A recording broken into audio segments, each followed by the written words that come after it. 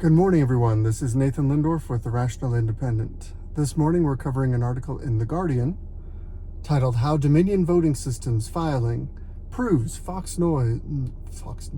That's a pretty good misnomer. Fox News was deliberately lying. So, quick recap. Back in 2020, we had an election. After the election, President Trump and a lot of his allies put out a lot of noise about how Dominion voting systems had been rigged, how the ghost of Hugo Chavez was infiltrating them, how they could be hacked over the internet, how they were corrupted and switching votes, and that the only way Trump could have lost is if Dominion systems committed fraud and screwed stuff up. And the interesting thing is, from everything I can gather, there's very little merit to those claims. There was a bunch of noise. There was a bunch of threatened lawsuits. They all got thrown out. Sidney Powell, who had some credibility going into this as a lawyer, Rudy Giuliani, who certain people find credible and others don't, they all made a lot of noises about this. And then after a few months of scrutiny, it all just kind of fizzled away. Now, I'm a pretty good IT guy, but I'm not an IT expert. Definitely not a forensic audit expert. So I'm not even going to try and touch the merits of the claims. It's possible that crazy stuff happened because everything exists in the realm of possibility. I can tell you that in my experience in IT, if you have a system that is not properly patched, continually upgraded, carefully controlled with properly configured firewalls to prevent unauthorized access and unauthorized traffic, if you don't have the ability to audit and have transparency over what actions were taken and when, you leave open the possibility that bad actors can do bad things. I haven't watched them personally, but I know there's some documentaries out there that show competent hackers basically taking apart the Dominion operating system and getting the voting machine to say whatever they want it to say, which is certainly cause for concern. Setting that cause for concern aside, we have to deal with the fact that this is not actually an article about Dominion voting systems, not really about the technical. In the eyes of the law, you're innocent until proven guilty. Therefore, Dominion voting systems are innocent of fraud unless you can prove guilt. Which means that since that was never proven, since none of those lawsuits went anywhere, since no evidence came out to prove that, anyone who pushed forward the claims of Dominion voting system, saying, we know that this stuff happened, while they privately knew that it was a lie, knew that it was false, or even expressed an opinion that it was false, that's how you get yourself in legal hot water. That's how you put yourself in a situation where you open yourself up for a defamation lawsuit. Defamation is, so 2 seconds, quick step back. Defamation and libel, they come up pretty often in these sorts of media controversies, but short version is, if I lie about you in writing and it damages you, that's libel. If I lie about you in speech, it's slander. And generally speaking, this is considered defamation. In other words, the law recognizes that a person's reputation in the marketplace has a certain monetary value. And if you take an action that damages another person's reputation, they can file a civil suit against you to collect money, compensatory damages for the loss of reputation. But a few key elements have to be met. It's actually a pretty strict standard in the law. That's why not a lot of these defamation suits go forward. First, you have to prove that the person was lying. In other words, it's not defamation if it's true. If you are a congressman and you have a great reputation and you're running for re-election, and in the middle of the re-election bid, it comes out that you are snorting cocaine with a bunch of ladies of ill repute during your kid's birthday party. That's a terrible accusation, and that is potentially defamation. It may cost you the re-election. It may cost you business opportunities in the future, unless it's true. If you actually did those things, you can't file for defamation. So first, you have to prove that it was a false claim. Second, and this is what's interesting, the law distinguishes between a private figure and a public figure. You may recall a few years ago, Nicholas Sandmann, a teenage student, was put in the hot seat for some actions that happened on the Washington Mall. There was a confrontation in public, and he was smirking, and there was a lot of coverage that was damaging to Nicholas Sandmann, his reputation, his school, etc., his friends. And the court awarded a very large fee, a very large damages claim in favor of Nicholas Sandmann, because his reputation had been damaged. Because they were lying about him. They were deceptively editing the footage and trying to present a different set of facts.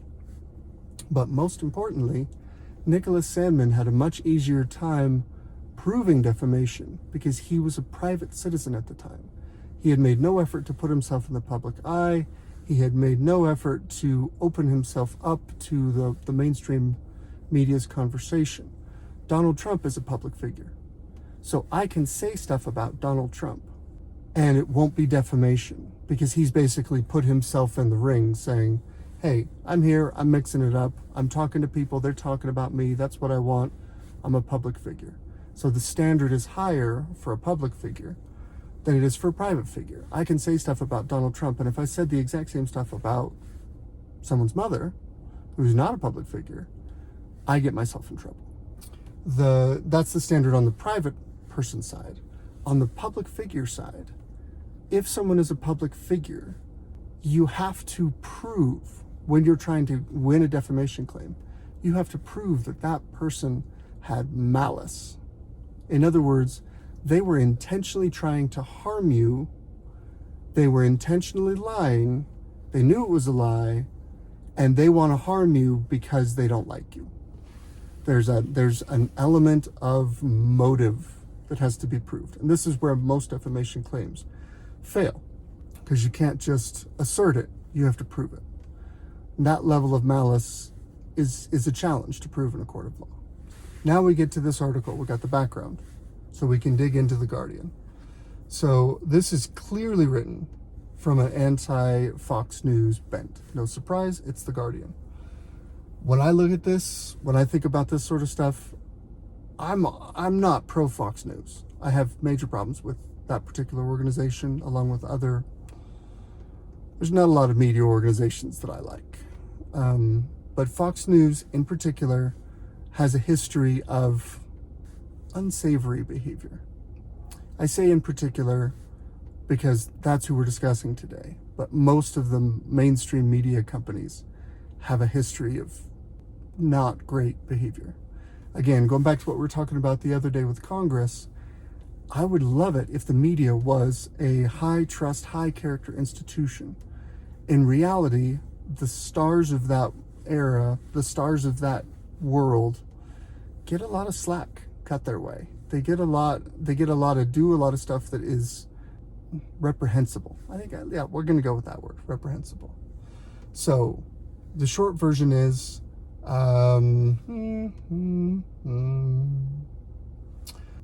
Dominion Voting Systems is the plaintiff. They are going after Fox News for defamation.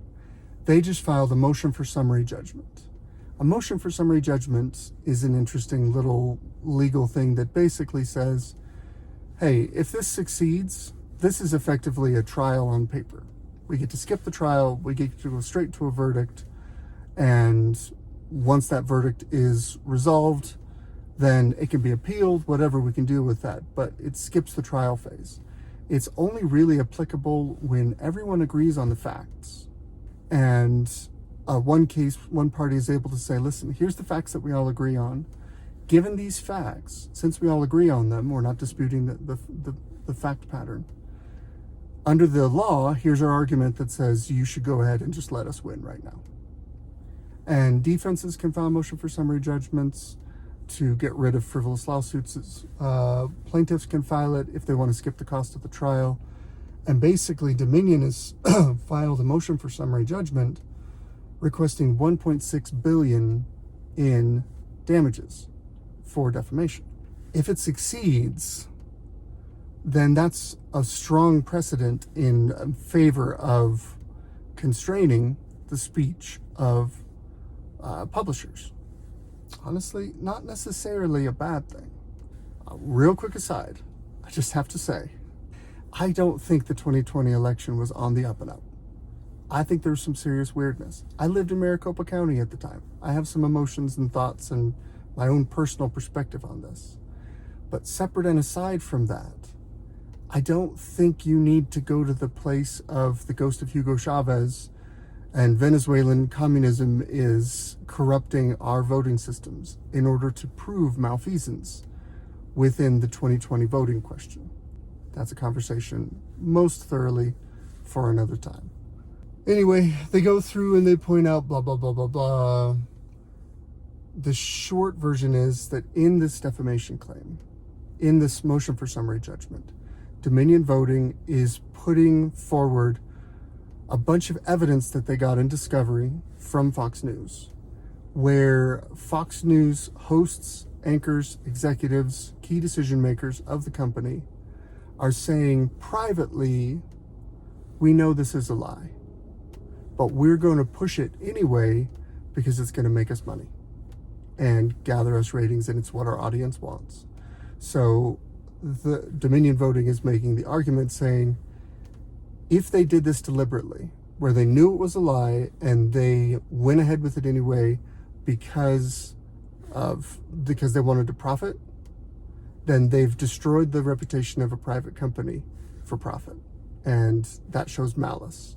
There's a lot of quotes. There's some inflammatory language. There's a reasonable discussion of how motion for summary judgment works in the law. There's a handful of lawyers that are quoted. Here's an interesting one. You're allowed to be biased. You're allowed to try and make money. People should be able to disagree with each other in a newsroom. But if Fox anchors say they don't believe X and then turn around and endorse X on air after expressing disbelief in it, they have a real problem. Now, whether or not they win a motion for summary judgment, I don't care. Fox News makes a stupid amount of money. If they want to give that money to someone else because the court forces them to, because they award a libel claim, then more power to them. Corporate America is huge. It's profitable. It's corrupt. Surprise. I don't think this is a very fair article. It doesn't seem like there was any effort made to offer an expert or a lawyer or a representative from Fox News to offer their piece, their perspective. All of what was quoted and presented was pretty damaging, so shockingly, The Guardian is biased. One of the challenges that I have is that if you look at the media ecosystem and you look at right and left jabbering back and forth at each other, and you draw a spectrum and you put the organizations on that spectrum, you have The Guardian that's on the left, and you have Fox News on the right. My question to you, my question in general, is how do you account for the fact that there's a big chunk of the population that doesn't identify with either of those parties? If you say, okay, Fox News is on the right and The Guardian is on the left, and so you need to decide left or right, and I look at it and say, you're both wrong and you're both hosers, you're both corrupt. I don't agree with either of you, so I guess we need a third position. I'm fairly homeless in the media ecosystem. I don't think I'm the only one, and that's one of the reasons why I'm starting this channel, is to offer an independent voice that tries to thread the needle. Fox News is corrupt. That shouldn't be a surprise to anybody. The Guardian is biased towards the left. They would love it to see Fox News get chewed up. I bet they could make a bunch of news cycles about that and make a bunch of money themselves crowing over the damages to Fox News. But guess what? Nicholas Sandmann had a 9-figure settlement. I think it was $120 million awarded against him from CNN. So that's a left-leaning news organization that was corrupt and that lost a defamation suit. So Maybe this is going to set a precedent because of the size of the damages that it's claiming. But inflation just leads all these numbers to get bigger as time goes on. So the size of the number is not that important. If we want to propagate a narrative that only the right is corrupt, that only the Fox Newses or the, Newsmax, OAN, whatever, variety of other kind of right-leaning news sources, that they are the only ones who are corrupt and lying, I can't go there with you. That's not an accurate representation of the media ecosystem. That's my Reddit rant for today. It is President's Day. There will be no live stream this afternoon. I'm going to go out bowling with my kids. So hope you all have a wonderful day.